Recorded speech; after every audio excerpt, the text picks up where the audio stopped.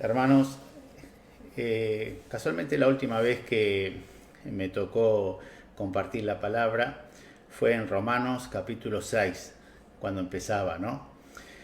Y en ese momento la introducción hablaba sobre un nuevo nacimiento, una persona que tuvo una conversión.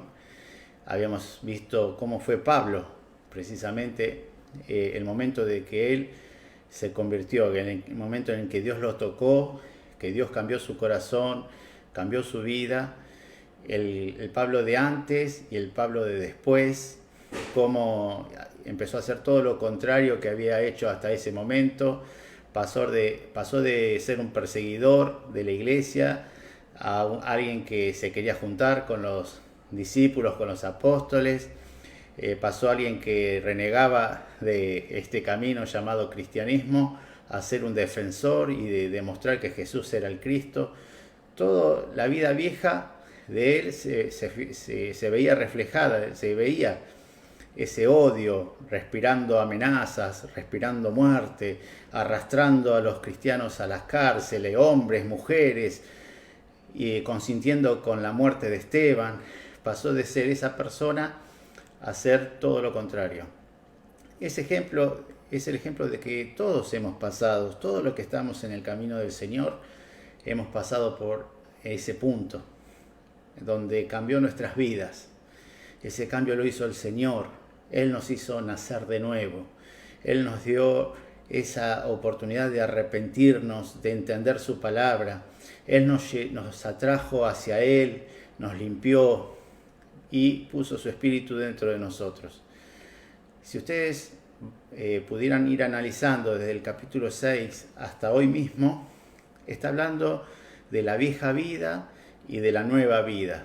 Del viejo hombre, le tocó a alguien hablar sobre el viejo hombre que tenía que ser crucificado junto con Cristo. Otro hermano, el pastor, habló sobre el pecado que mora en nosotros, que a veces queremos hacer lo bueno, pero tenemos los miembros que se nos rebelan, esa lucha entre nuestro hombre viejo y nuestro hombre nuevo. El hermano Esteban habló sobre que para no estar sujeto a la ley había que morir al pecado, empezar una nueva vida con el Señor, de nuevo el viejo hombre, crucificados. Así que desde el capítulo 6 en adelante era esencial entender lo que es nacer de nuevo, entender lo que es el llamamiento de Dios, entender ya desde el capítulo 5 qué es la justificación, eso que Dios toma todos nuestros pecados y lo asume, se lo lleva a la cruz de Él y en cambio nos da todos sus méritos, todas las cosas buenas que Él hizo se nos atribuye a nosotros a través de la justificación, ¿sí? Y ahora, en el capítulo 8, versículo 14 al 27, también está hablando ya específicamente para una persona que ha nacido de nuevo. ¿Qué cambios tiene? ¿Qué sucede? ¿Qué es lo fundamental que le sucede a una persona cuando nace de nuevo? Este nacimiento, vuelvo a repetir, no es por voluntad de él, no es que él ahora voy a nacer de nuevo, no. Esto es por voluntad de Dios. Dios es el que cambia nuestro corazón, nuestra naturaleza, el que nos atrae hacia Él, como dijo Jesús. Ninguno puede venir a mí si el Padre no le atrajere, no lo arrastrare. Si fuera por nosotros, nunca hubiéramos ido al camino del Señor. Nuestra naturaleza pecaminosa y malvada iba a hacer todo lo contrario de lo que Dios quería. En cambio, Dios cambió nuestro corazón, puso sus leyes en nuestro corazón, nos trasladó del reino de las tinieblas al reino de su luz, nos dio entendimiento para comprender, nos dio la fe y ahí nos arrepentimos y le hemos abierto nuestro corazón al Señor. Todo lo hizo Él. Y Raúl, hay dos cosas que quiero rescatar de lo que dijo. Él hablaba sobre el proceso de la santificación, un proceso que por un lado fue definitivo y por otro lado progresivo, ¿no? Y la forma que yo lo tengo de ver es que la santificación definitiva es como la ve Dios. Es como Dios nos está viendo a nosotros. Él realmente nos ve santo. ¿Por qué nos ve santo? ¿Porque somos santos? No, por algo que dice el mismo libro de Romanos. Dice Romanos 4:17, dice así: como está escrito, te he puesto por padre de muchas gentes delante de Dios a quien creyó, el cual da vida a los muertos y llama a las cosas que no son como si fuesen. Nuestro Dios tiene esa bendita costumbre de llamar a las cosas que no son como si fuesen. Cuando Él dice que nosotros somos santos, o esta carta es para los santos que se congregan en tal lugar, es porque Él nos ve así. Él nos ve sentado, como dice Efesios 2:6, mire, y juntamente con Él nos resucitó. O sea que Dios ya nos vio a nosotros resucitados con Cristo. Y dice, y asimismo nos hizo sentar en los lugares celestiales con Cristo Jesús. ¿Qué cosa? Porque la palabra de Dios habla en pasado, dice, nos resucitó y nos hizo sentar en los lugares celestiales. Dios está hablando de pasado, lo que para nosotros es el futuro, porque nosotros vamos a resucitar con Cristo y vamos a estar sentados en los lugares celestiales con hoy vamos a hablar de nuestro hermano mayor, Cristo Jesús. ¿Sí? Por eso, porque Dios siempre llama las cosas que no son como si fuesen. Ya empezando en Génesis, si ustedes ven, dice, y sea la hierba, y produzca árboles, y dé semillas. Si alguien hubiera estado ahí, hubiera preguntado, ¿y qué es una hierba? ¿Y qué es un árbol? ¿Y qué es una semilla? Si no había nada de todas esas cosas. Pero Dios siempre llama a las cosas que no son como si fuesen. Por eso la santificación definitiva, yo la veo de ese lado, la veo de que Dios ya nos ve sentados en los lugares celestiales, ya ve esa lista que Él tiene anotado en el libro de la vida desde antes de la fundación del mundo a sus escogidos. Él ya lo ve todo. Pero nosotros todavía no lo vemos. Nosotros estamos de este lado que dice la palabra de Dios, el que comenzó en vosotros la buena obra, la perfeccionará hasta el día de Jesucristo. Sí, aceptamos a Jesús en nuestro corazón, sí, Él nos cambió, sí, Él nos hizo una nueva criatura, pero nos engañaríamos si dijéramos que a partir de ese momento ya no hemos pecado más, ya no le hemos fallado más al Señor. No, Raúl lo dijo claro, tú tienes ese pecado que todavía estás peleando, yo tengo el mío, eso todavía sigue la lucha, todavía, como dijo Pablo, tenemos estos miembros que se nos rebelan y quieren hacer lo malo. Con mi mente, con mi espíritu renovado que el Señor me dio, quiero hacer lo bueno, pero hago lo malo. Esa lucha, el hombre viejo, el hombre nuevo, es lo que el cristiano tiene desde el día que nace de nuevo hasta el día que tenga su encuentro con el Señor Jesús. Hermanos, Dios no deja nada inconcluso. Dios nada podemos decir, mira, esto no lo terminó. Y si dice la palabra que el que comenzó en nosotros la buena obra la va a perfeccionar hasta el día de Jesucristo, y si dice la palabra de Dios que nosotros somos salvos, porque Él va a completar la obra en cada uno de nosotros, hermanos. Él no deja nada a terminar.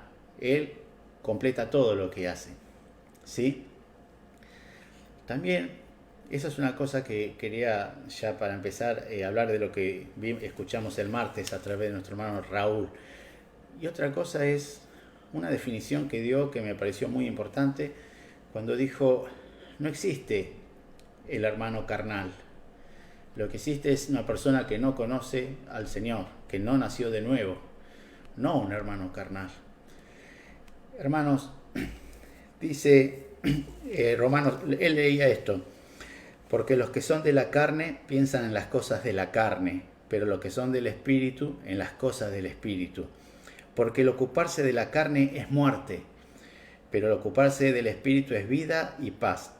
Por cuanto los designios de la carne son enemistad contra Dios. Hermanos, si alguien está en la carne, es la misma enemistad que estamos hablando desde Romanos 5, que nos tenemos que reconciliar, tenemos que nacer de nuevo, porque Dios está enojado, estamos bajo la ira de Dios. Entonces, qué feo cuando en la iglesia nos enseñaron muchas veces que, mira, este es un hermano carnal, tenerle paciencia. No, hermano, ese hermano carnal tiene que saber que tiene que ir a rendir su vida al Señor, se tiene que arrepentir, tiene que pedirle perdón y si por la gracia del Señor y su Santo Espíritu, tiene que entrar al camino. No hay un hermano carnal, hay alguien que no conoce al Señor. Porque nosotros con ese versito del hermano carnal estamos engañando a esa persona, nos engañamos a nosotros mismos y no andamos en la verdad. La verdad es que tiene que nacer de nuevo. Yo te pregunto, dice acá, por cuanto los designios de la carne son enemistad contra Dios. ¿Vos te crees que un hermano carnal, que es un enemigo de Dios, va a estar allá en las moradas eternas con el Señor?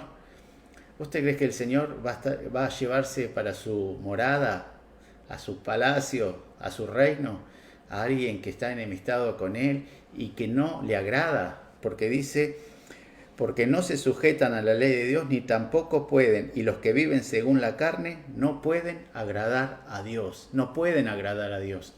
¿Vos te crees que Dios se va a llevar ese clavo para su reino? No, no nació de nuevo.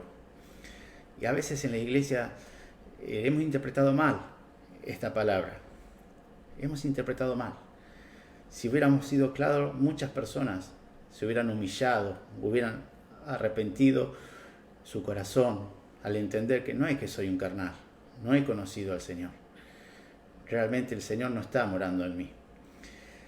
Y ahora lo que vamos a ver hoy es, esto es para los que nacieron de nuevo. Lo que vamos a ver hoy es para los que nacieron de nuevo. Comienza así en Romanos 8:14. Porque todos los que son guiados por el Espíritu de Dios, estos son hijos de Dios. Pues no habéis recibido el espíritu de esclavitud para estar otra vez en temor, sino que habéis recibido el espíritu de adopción, por el cual clamamos Abba, Padre. El Espíritu da testimonio a nuestro espíritu de que somos hijos de Dios. Hermanos, cuando el Señor cambió nuestro corazón, cuando el Señor nos hizo nacer de nuevo para que empecemos a caminar esta vida, acuérdense lo que dijo el Señor Jesús: el camino es angosto, el camino es estrecho, la puerta es angosta, es difícil, y Él no nos dejó librado a nuestra buena voluntad, a nuestras fuerzas para emprender este camino. Él vio necesario o decidió, o no sé qué lo llevó a esta conclusión, que para transitar este camino, Él tenía que estar dentro de nuestro corazón. Por eso Él envió a su Santo Espíritu, a nuestra vida, y está dentro de nuestro corazón. Antes de haber tenido ese encuentro con el Señor Jesús, Pablo no tenía el Espíritu Santo en su corazón. Después que tuvo ese encuentro, es que salió ese hombre renovado, que dentro de él estaba el Espíritu Santo. Pero eso no fue solamente para Pablo de Tarso, sino para ti que naciste de nuevo, para mí que nací de nuevo. Hermanos, todas las personas que nacen de nuevo, entra dentro de nuestro corazón el Espíritu Santo de Dios. Dice, Raúl leyó el martes pasado, si alguno no tiene el Espíritu de Cristo, no es de Él. Mire qué palabra fuerte. Si alguno no tiene el Espíritu de Cristo, no es del Señor, no es de Él. Y acá empezamos hoy diciendo, todos los que son guiados por el Espíritu de Dios, estos son hijos de Dios. Hermanos, Dios, al ver este camino tan difícil, no nos guía desde afuera de nuestras vidas, sino se introdujo dentro de nuestra vida, dentro de nuestros miembros, dentro de nuestro corazón, para ser un co-controlador de mi vida. ¿Mm? Y digo porque todavía tenemos nuestro espíritu también. Entonces estamos ahí, que dentro de nuestro corazón está el Señor. Pero el Señor nos guía muy firmemente. El Espíritu Santo que está dentro de nuestro corazón nos guía muy firmemente. Vemos en el libro de los Hechos cuando Pablo quería pasar por una ciudad, que dice, pero el Espíritu no se lo permitió. Hermanos, cuando vos sos guiado por el Espíritu de Dios, Él te empieza a abrir el camino, a controlar y a hacer que este proceso de santificación se pueda llevar a cabo. ¿Mm? ¿Qué hace el Espíritu Santo? Muchas cosas hace el Espíritu Santo, pero hoy vamos a ver algunas. Antes que nada te quiero decir lo primero. El Espíritu que entró en nosotros, según 2 de Timoteo capítulo 1 versículo 7, dice así: porque no nos ha dado Dios espíritu de cobardía, sino de poder, de amor y de dominio propio. Hermanos, el espíritu que hemos recibido no es un espíritu de cobardía. Ya no tengo temor con este espíritu que entró dentro de mí, con el Espíritu Santo. No tengo temor a la muerte, no tengo temor al pecado, no tengo temor al futuro, no tengo temor a quedarme pobre, no tengo temor a los accidentes. Ya está, me entrego a las manos del Señor. Y ese entregarme me quita todo temor.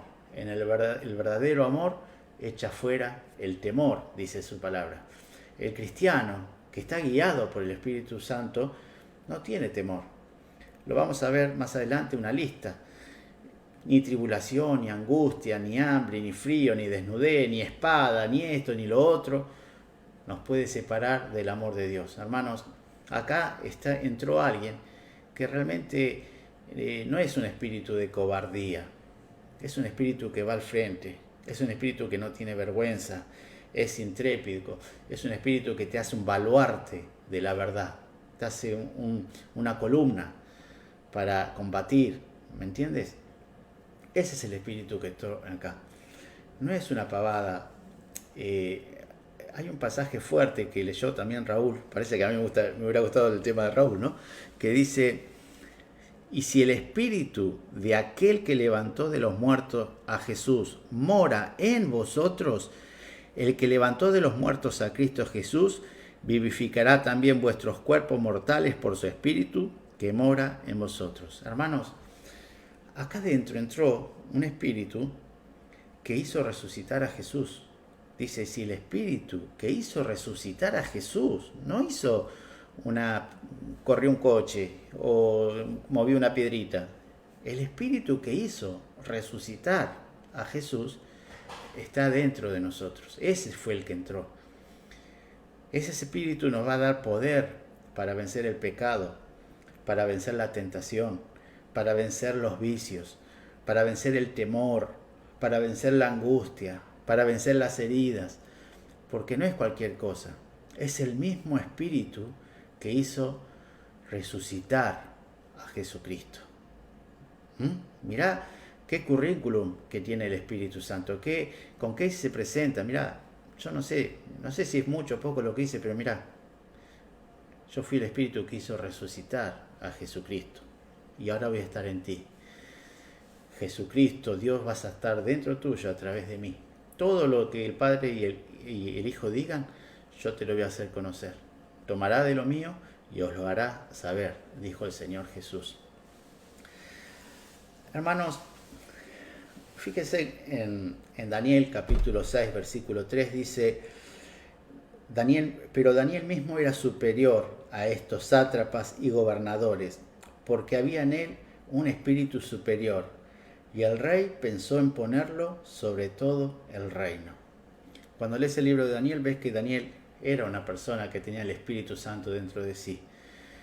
El rey lo vio y ya lo quería poner para que gobernara todo, porque había un espíritu superior. Hermanos, nuestro espíritu, el espíritu que tenemos ahora, es el Espíritu de Dios, es el Espíritu Santo, es superior, hermanos.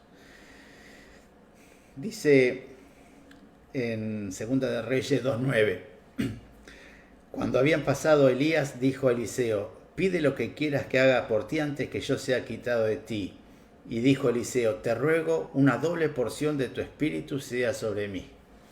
El profeta Eliseo le pidió al profeta Elías, que se iba a ir al cielo: quiero una doble porción de tu espíritu. Miren lo que le pidió, una cosa rara has pedido, le dijo. Si me vieres cuando Dios me lleve, bueno, se te va a conceder. Mire el deseo de este profeta. Quería tener una doble porción del espíritu que tenía el profeta anterior. Mas dentro de tu corazón, dentro de mi corazón, no está el espíritu del profeta Elías. Está el espíritu de Dios, hermano. Qué importante es que uno no lo contriste a este espíritu. Qué importante que uno esté guiado por el espíritu de Dios. Qué importante la oración, qué importante es la meditación, qué importante es la lectura de la palabra, escrita e inspirada ¿por quién? Por el Espíritu Santo. Hermanos, acá está en tu corazón, cerca de ti, no al lado, dentro de ti. Hermanos, en Éxodo 33 te quiero contar que como que Dios un poco ya se enojó del pueblo, porque lo había rescatado de la esclavitud, pero este pueblo era de dura cerviz. Él le dijo: son duros de cabeza, dura cerviz. Mirá, para que no te mate, para que no los destruya, porque yo soy muy santo y ustedes muy rebeldes, voy a hacer algo, voy a mandar un ángel. Y este ángel que yo voy a mandar va a conquistar todos los pueblos que vos tenés que conquistar. Vas a tener la victoria asegurada. Pero el pueblo, ¿sabe lo que dijo? Esto es una mala noticia. Porque por nuestra dura cerviz, por nuestra rebeldía, ya Dios no quiere estar con nosotros. Y Moisés, mire lo que le dijo Moisés. Dijo: si tu presencia no ha de ir conmigo, no nos saques de aquí. ¿En qué se conocerá aquí que he hallado gracia en tus ojos, yo y tu pueblo, sino en que tú andes con nosotros, y que yo y tu pueblo seamos apartados de todos los pueblos que están sobre la faz de la tierra? Moisés le dijo: si realmente yo estoy en la gracia que tú me estás dando, quiero que estés conmigo, quiero que estés conmigo. El camino es difícil, no me interesa un ángel. No me interesa un ángel poderoso que yo sé que allá en Egipto hace 2 semanas mató a 80.000 primogénitos. No me interesa ese ángel. Yo te quiero a ti, Señor. Y el cristiano, el Hijo de Dios, cuando siente acá el gozo, la paz, los frutos del Espíritu, el amor, la paciencia, cuando se siente reconciliado con el Señor, cuando se siente que lo puede mirar por primera vez en la vida, cuando se siente que es un hijo de Dios, cuando se siente que ya todos mis pecados han sido perdonados, no quiere otra cosa que no sea estar en comunión con el Señor.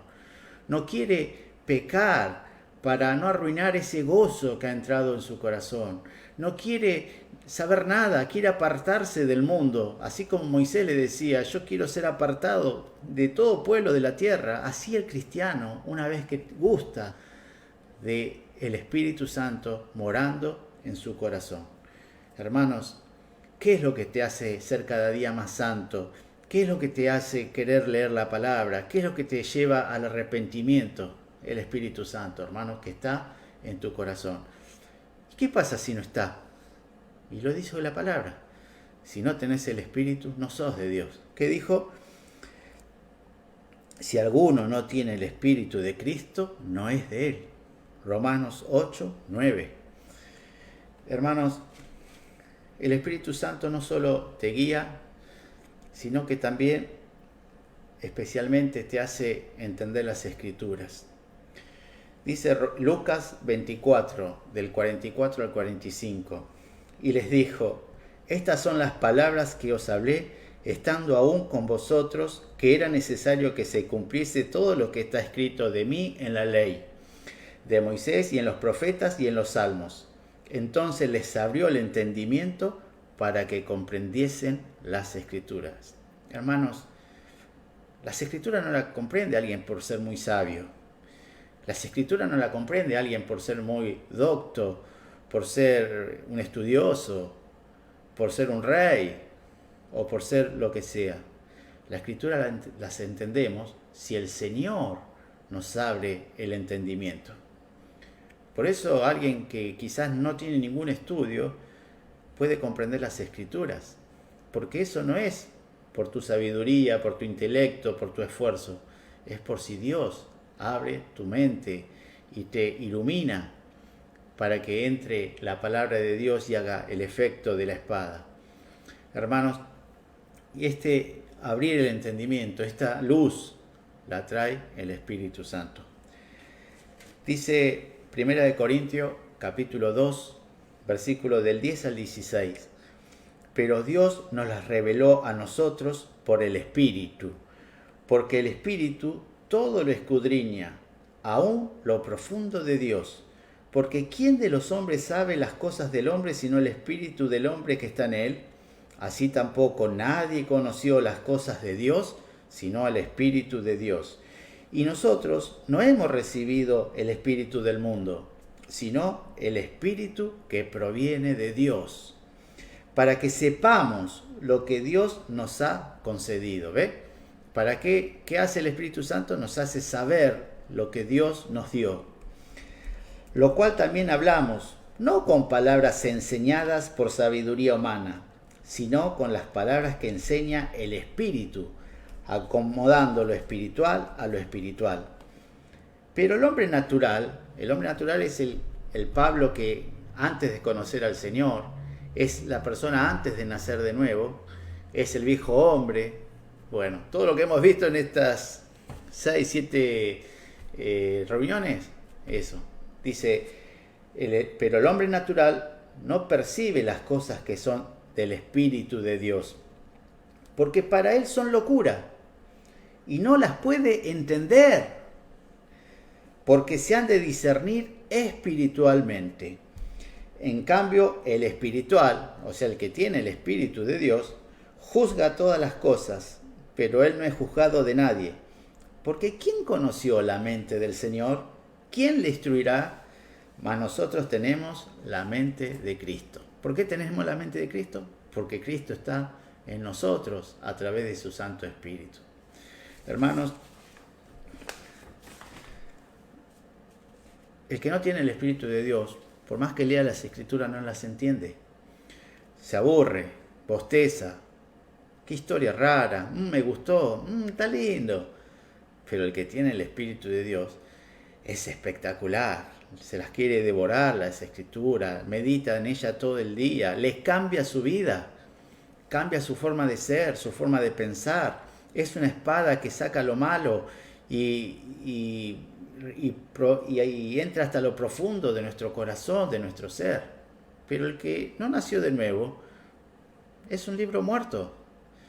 El que, si Dios te da entendimiento para que comprenda las Escrituras, si Dios te trae hacia Él, si Él pone el Espíritu Santo en ti, es lo más hermoso que hay. Por eso el creyente está todo el día con la Biblia, o hablando de la Biblia, o escuchando un video de un predicador porque tiene el Espíritu dentro de sí. ¿Sí? Ahora, te voy a dar un ejemplo, ¿no? Nosotros, porque tenemos el Espíritu, podemos comprender la Escritura. Mira este pasaje que está en Daniel 5 del 14 al 16, cuando apareció una escritura en la pared donde nadie la podía comprender.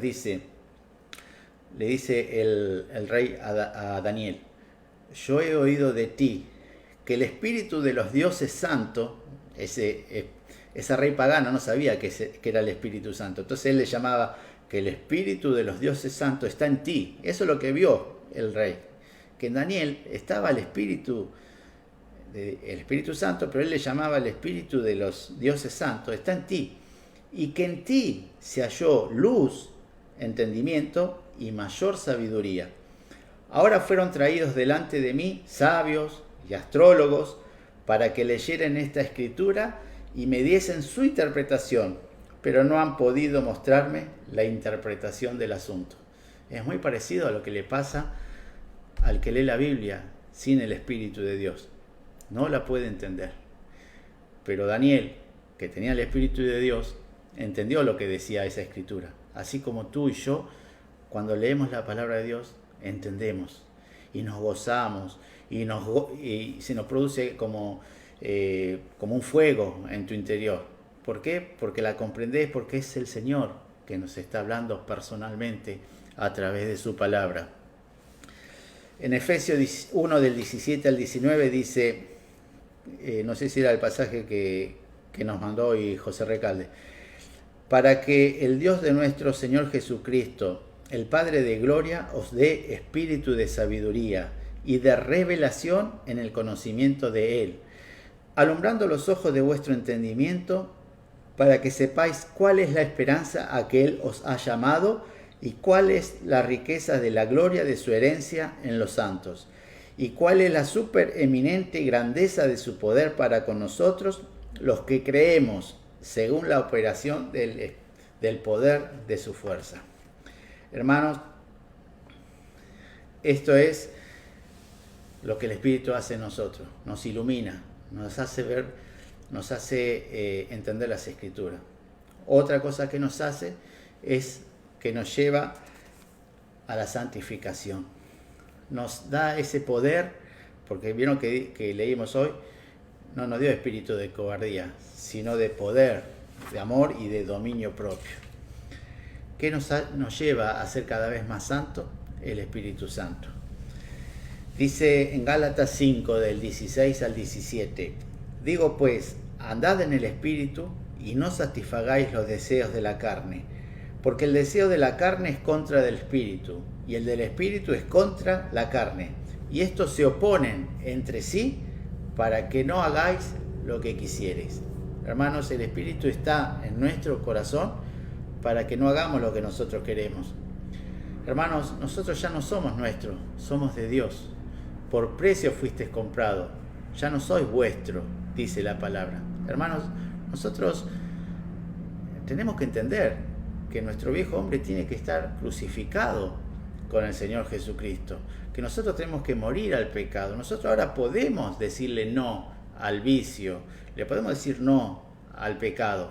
Cuando le decimos sí es porque precisamente porque este espíritu que está acá pelea con el otro espíritu, el espíritu del hombre.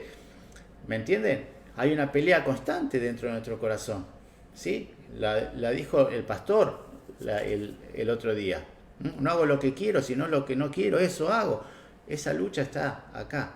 Pero el Espíritu nos ayuda a vencer, porque dice, ¿quién me librará del hombre después de este cuerpo? Terminó diciendo Pablo. Y dice, ahora pues ninguna condenación hay para los que están en Cristo Jesús, los que no andan conforme a la carne, sino conforme al Espíritu.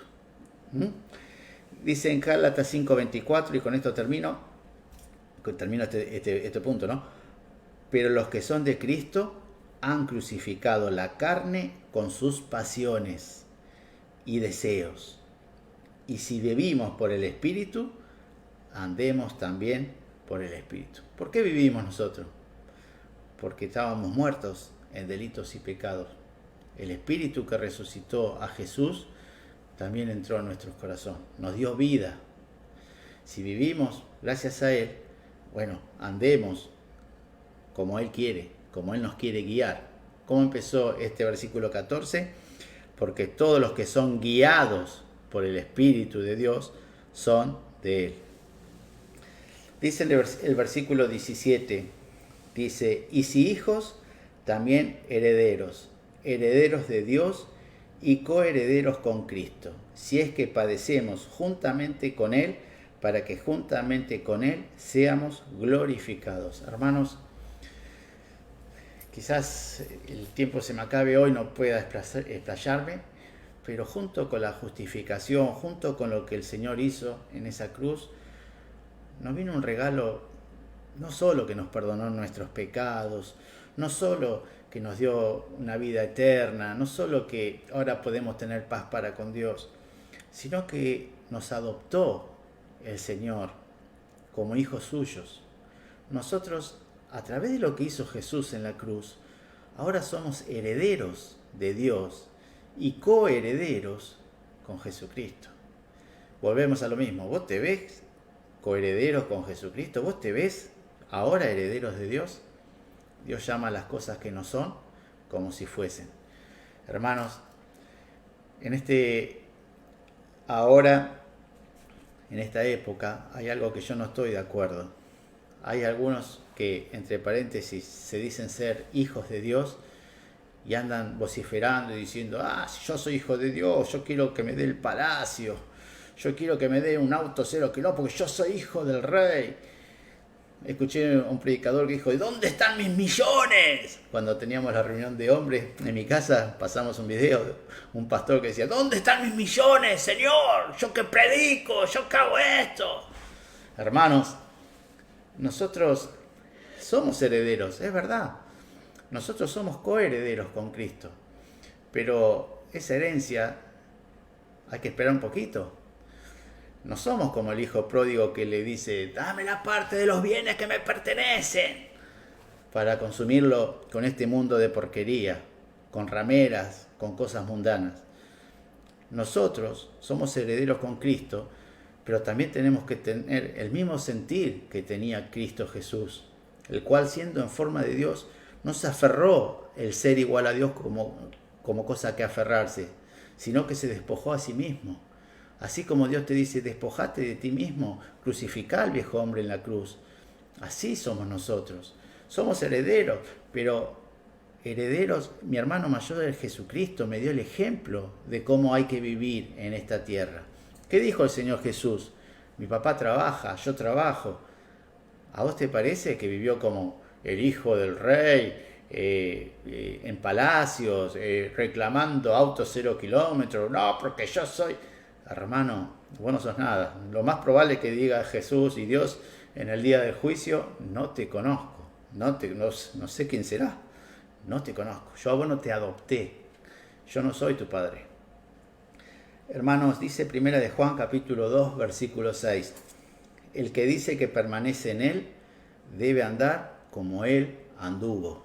Hermanos, nosotros somos herederos de Dios, coherederos con Cristo, pero también tenemos que ser como Él y andar como Él anduvo, como mi hermano mayor anduvo.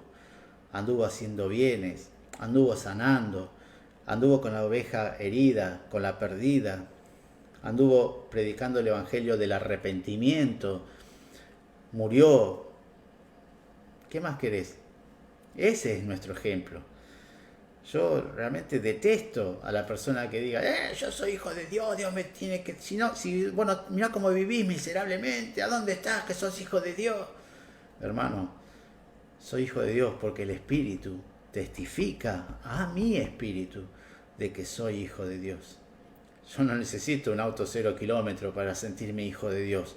Yo no necesito una casa para sentirme hijo de Dios. No necesito sanidad para ser un hijo de Dios. El Espíritu que está acá testifica, me dice, lo siento, que yo soy hijo de Dios. No místicamente, tengo los frutos del Espíritu. Acá hay amor, hay paz, hay paciencia. No estoy murmurando en una cola. Tengo mi vista puesto los ojos en Jesús, el autor y el consumador de mi fe. No murmuro, no nada. Hermanos, dice, haya pues en vosotros este sentir que hubo también en Cristo Jesús, el cual siendo en forma de Dios no estimó el ser igual a Dios como cosa a que aferrarse, sino que se despojó a sí mismo tomando forma de siervo, hecho semejante a los hombres, y estando en la condición de hombre se humilló a sí mismo, haciéndose obediente hasta la muerte y muerte en la cruz. Hermanos, pasamos al versículo 18, dice, pues tengo por cierto, dijo Pablo, es verdad lo que les voy a decir, yo lo tengo asumido, esto es verdad, que las aflicciones del tiempo presente no son comparables con la gloria venidera que en nosotros ha de manifestarse. Hermanos, constantemente Pablo está diciendo, si es que sufrimos con Él, si es que crucificamos el viejo hombre con Él, si es que padecemos juntamente con Él, siempre está diciendo lo mismo, lo que viene es glorioso, pero si es que hacemos esto, si es que sufrimos como Él, si es que padecemos con Él, si es que crucificamos con Él, si es que, bueno,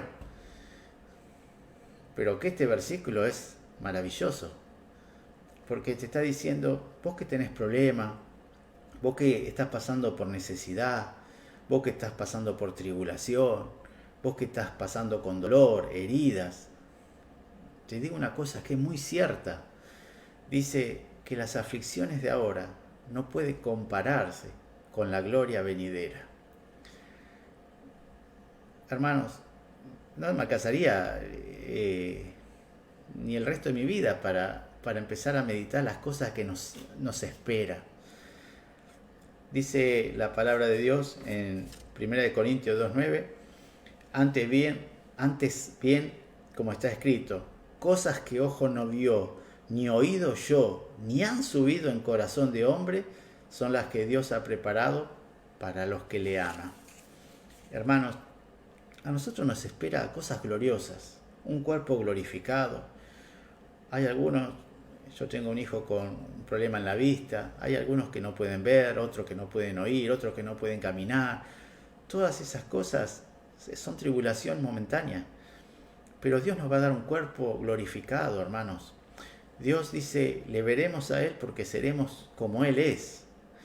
Dios nos va a dar un nombre nuevo.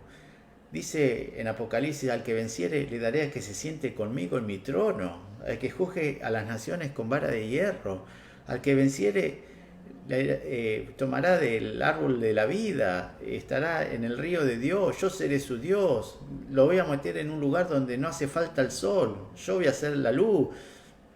Hay cosas gloriosas, cosas, y no solo las que están escritas, sino la que ni entró en nuestro corazón, lo que Dios nos tiene preparado. Pero toda esta gloria no es solamente que la vamos a ver. ¿Cómo termina? Que en nosotros ha de manifestarse. La vamos a palpar. Va a estar adentro esa gloria también. En nosotros se va a manifestar. No es que nos va a llevar así como estamos a ver esa gloria. No, esa gloria aún en nosotros se va a manifestar. Hermanos,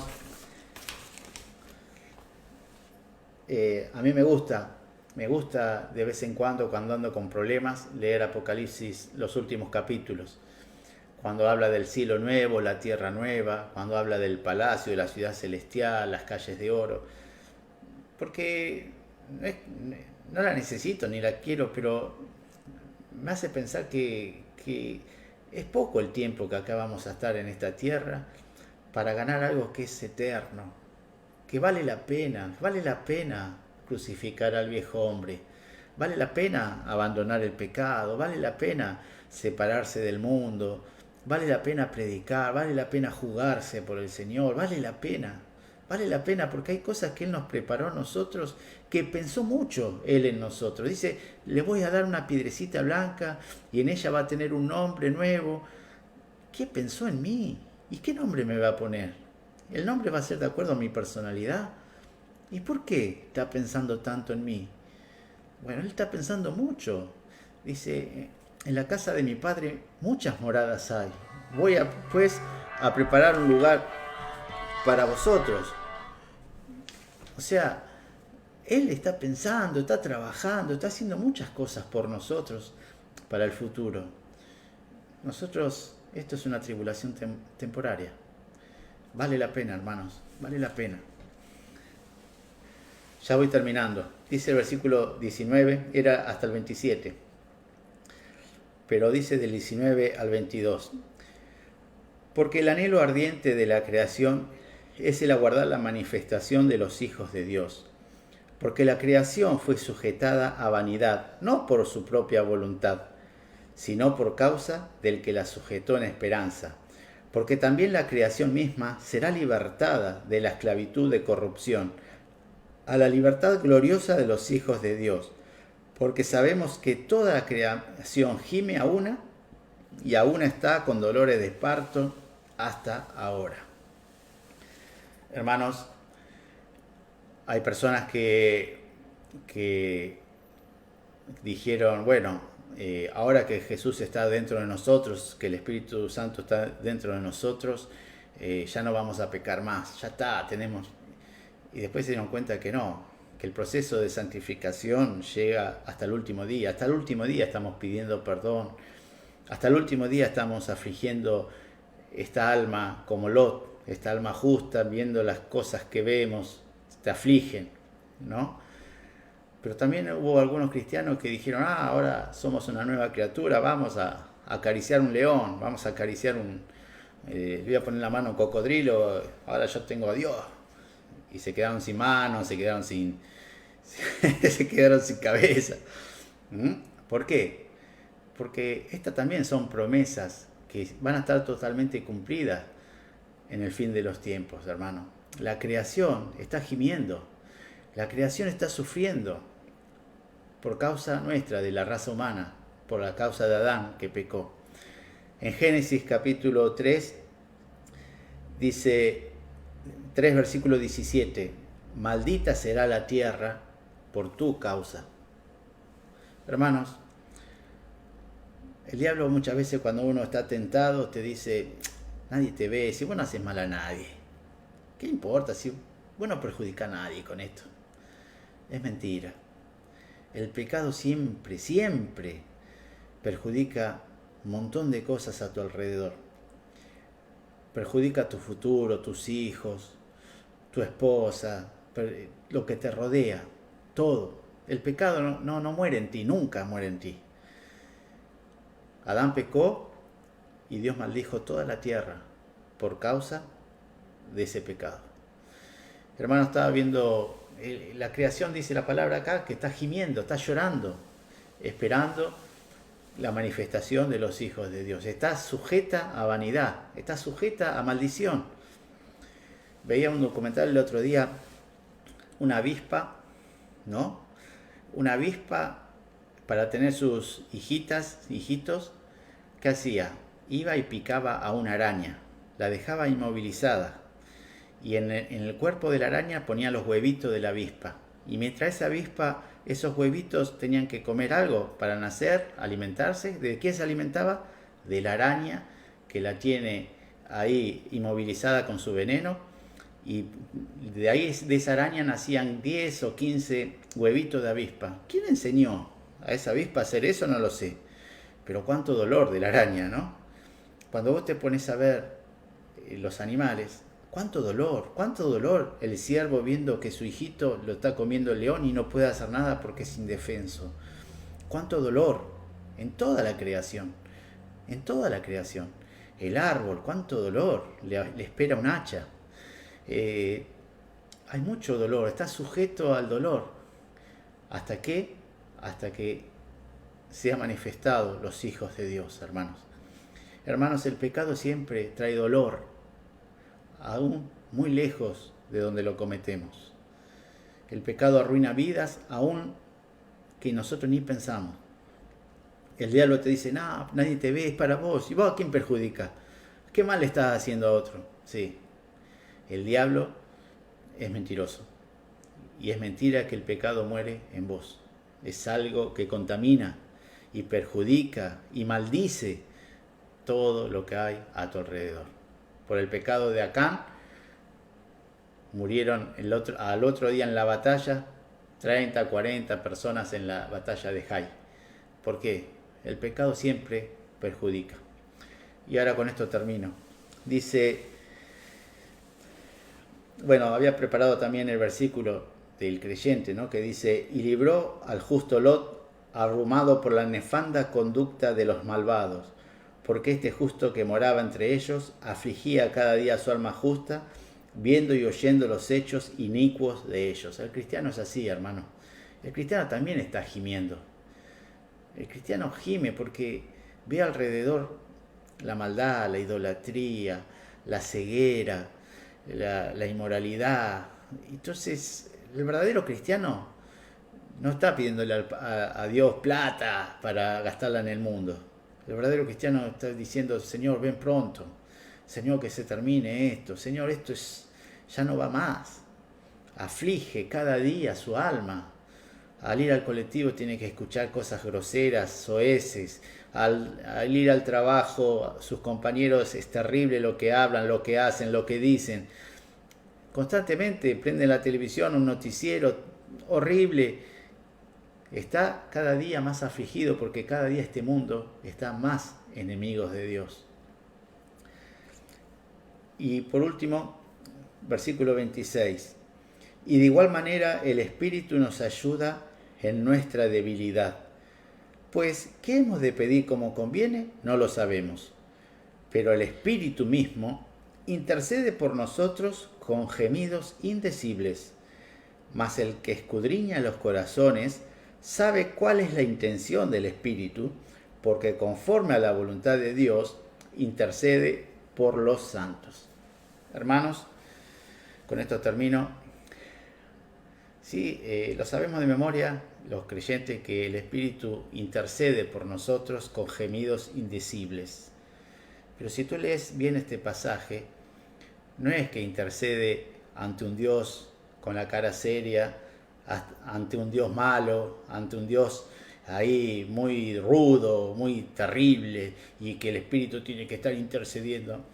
No es verdad, está mal interpretado. El Espíritu intercede en alguien que es como el Espíritu, en Dios. Los dos, ese interceder de Dios y el Espíritu es, los dioses están hablando de mí. Los dos están diciendo, sí, la verdad que Jorge necesita, hay algo que necesita, sí, necesita una prueba, porque vos fíjate cómo está fallando en la humildad, cómo está fallando en la soberbia, sí, el Espíritu, sí, es verdad, tiene que... ¿Por qué lo estoy diciendo? Porque miren lo que dice, mas el que escudriña los corazones, que es Dios, sabe cuál es la intención del Espíritu. Sabe cuál es la intención. ¿Por qué sabe cuál es la intención? Porque conforme a la voluntad de Dios intercede por los santos. Hermanos, Dios está mandando el Espíritu que hay en nuestros corazones. El Espíritu intercede con gemidos indecibles porque también el Padre está con gemidos indecibles por nosotros. Cuando nos desviamos, cuando vamos a tener que pasar por una tribulación, son uno el Espíritu y Dios. No es el Espíritu llorando y Dios. No. Son uno. Un mismo pensamiento, un mismo sentir. Dios te lo está dando porque es un mismo sentir. Esta intercesión, sí, intercede por nosotros, pero no ante un Dios enojado, ante un Dios que sí, que está atento a las oraciones nuestras, que está atento a nuestro problema, que está atento a lo que estamos necesitando, ya sea un estímulo o una prueba, ya sea una palmada, una caricia o una cachetada. Los dos están trabajando juntos en nuestras vidas. No es el Espíritu intercediendo, llorando a un Dios, no. Son uno, tienen un mismo sentir, son uno. El Padre, el Hijo y el Espíritu Santo son uno. Nos pone el Espíritu, pero cuando intercede por nosotros, ya Él sabe lo que le va a decir el Espíritu, porque son uno. Dice, porque conforme a la voluntad de Dios, intercede por nosotros. Amén, hermano. Conforme a la voluntad, a lo que Dios quiere hacer, es que lo que el Espíritu está intercediendo. Un equipo trabajando para ayudarme en mi santificación, para estar sentado en los lugares celestiales. Hermanos, esto es lo que Dios me dio para compartir con ustedes de Romanos 8. Espero que sea de bendición. Para mí realmente lo es. Dios te bendiga, te invito.